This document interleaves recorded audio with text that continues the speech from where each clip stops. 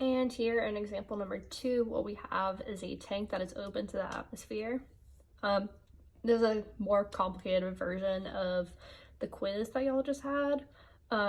If you do want me to work that quiz problem out, just comment below and I'll look out for, like, if just one person comments, I will work through that video, through a video of me solving that quiz problem for y'all, just so you have that example. But this is more complicated than that example, so you should be able to figure out how to do that quiz problem, but if not, just let me know. So here we have a tank where fluid X, containing some fluid X, and it's open to the atmosphere with a diameter of 20 feet, and the height of fluid X is 2 feet. So we have toluene being added to the tank at a rate of 32 cubic meters per minute.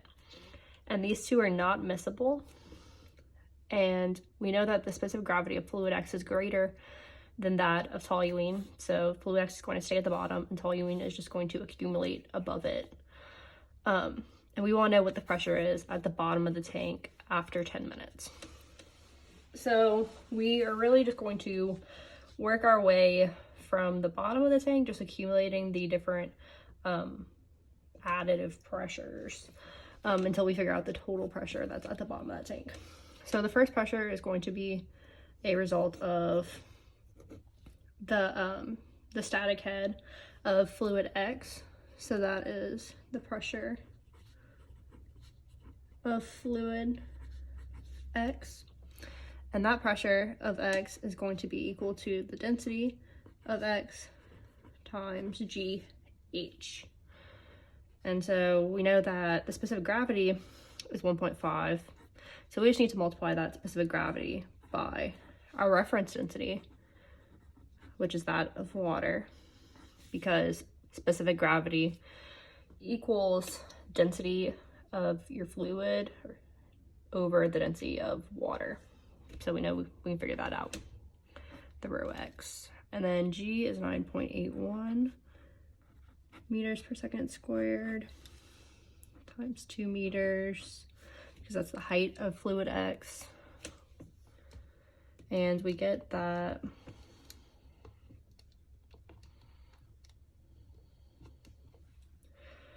there is a pressure, the pressure attributed to the toluene in the tank is about 29,000 pascals. And then next, before we can figure out the pressure of the toluene that is added into the tank, we need to figure out how much toluene is in the tank after 10 minutes.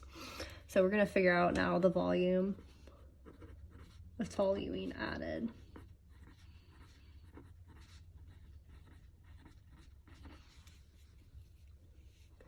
And to figure out the volume of toluene added, we are just going to multiply the volumetric flow rate by the time that we are waiting. So the volumetric flow rate is 32 meters cubed per minute, and we are waiting 10 minutes. So we know that we have 320 cubic meters of toluene entering the tank. Now we need to figure out the height of that toluene. Since we know the volume of toluene and we know the diameter of the tank, we can figure out the height of toluene, which is going to be, height of toluene is going to be equal to the volume of toluene over the cross-sectional area of the tank. So that's going to be 320 cubic meters over pi 20 m over 2 squared.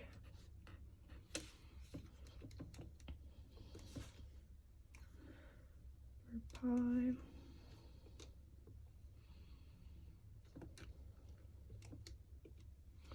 And we get that we have 1.018 meters of toluene. So that's the height of the toluene.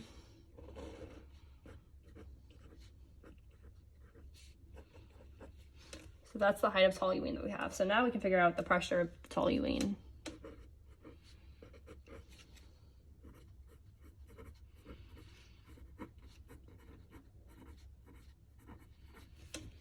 And that pressure is going to be similar to that of fluid X, where it is equal to the density times GH. And we have the specific gravity, so again, we're going to multiply that by the density of water.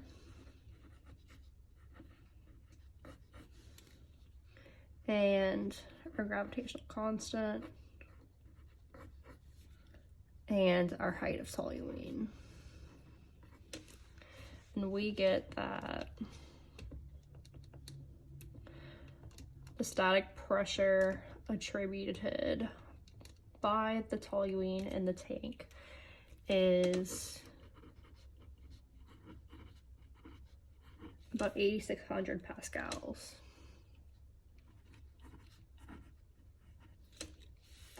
And now to find the total pressure,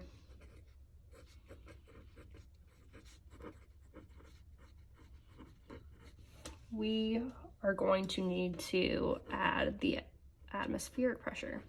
So back to that formula, P absolute is equal to P gauge plus P atmospheric. And our P gauge is going to be equal to our pressure of fluid X plus the pressure of P toluene.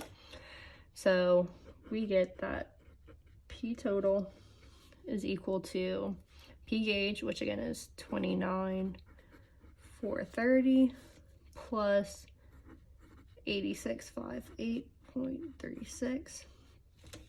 And that is P gauge plus P atmospheric, which in pascals is 101,325. And we get that P total is equal to